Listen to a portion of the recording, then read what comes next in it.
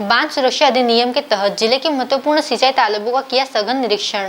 बांध सुरक्षा अधिनियम डैम सेफ्टी एक्ट के तहत जिले के जलाशयों की सुरक्षा में तकनीकी मजबूती सुनिश्चित करने के लिए चलाए जा रहे विशेष अभियान के अंतर्गत 50 MQM क्षमता के देजला डेवड़ा जलाशय सहित 12 महत्वपूर्ण सिंचाई तालाबों का निरीक्षण किया गया। मंगलवार को केंद्रीय विशेष दल ने ग्राम बामदी स्थित साटक तालाब का सघन निरीक्षण किया। जल संसाधन संभाग खरगोन के कार्यपालन यंत्री PK ब्राह्मण ने बताया 2 सदस्यीय दल में सेनानिवृत्त प्रमुख अभियंता शिरीष मिश्रा एवं सेनानिवृत्त मुख्य अभियंता YC शर्मा शामिल रहे।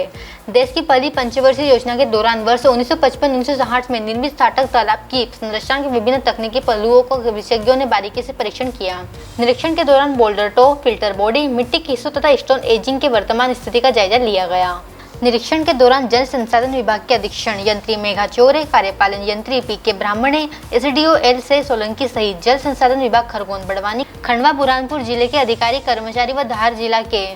E&M के अधिकारी भी उपस्थित थे। सर, जिले में अभी जैसे कि अच्छी बरसात के बाद में तालाब भी लबालब भरे हैं, सेफ्टी पर्पस सेंट्रल गवर्नमेंट से जांच टीम भी आई थी, क्या है? अभी केंद्रीय जो दल आया है हमारे खरगोन जिले के, जो निर्मित सिंचाई तालाब योजना है, जिसमें एक मध्यम तालाब योजना देजला देवड़ा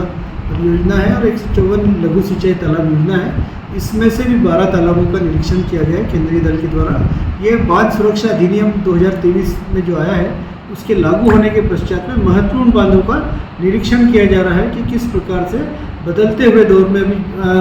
जैसे कॉलोनाइजेशन हो गया, अर्बनाइजेशन हो गया, उसके बाद में वर्षा के चक्र में भी परिवर्तन हुआ है, उसके कारण में जो बाढ़ की जो स्थिति है उसमें भी बदलाव हुआ है। उसके अनुसार जो उस समय डिज़ाइन किए गए थे, अभी वर्तमान में क्या आवश्यकता है, वर्तमान में डैम की सेहत कैसी है, हेल्थ कैसा है, ये भी जांचा गया है और उनके द्वारा जो भी सुझाव दिए जाएंगे बांध को लंबे समय तक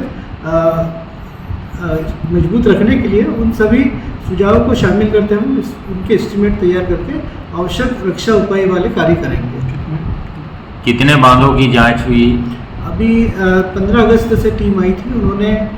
3 से 4 दिन के अंदर में 12 बांधों की जांच की है। बताएं अनुमानित बड़े बांध जैसे कौन? जैसे हमारे जिले का जो जल संसाधन विभाग अधीन मध्यम सिंचाई परियोजना है देजला देवड़ा परियोजना, उसके अलावा जो 5 MCM जिसकी जल भराव क्षमता 5 MCM से अधिक है, उनका और 2 छोटे ऐसे बांध जो स्टेट टाइम के हैं, जैसे मंडलेश्वर तालाब और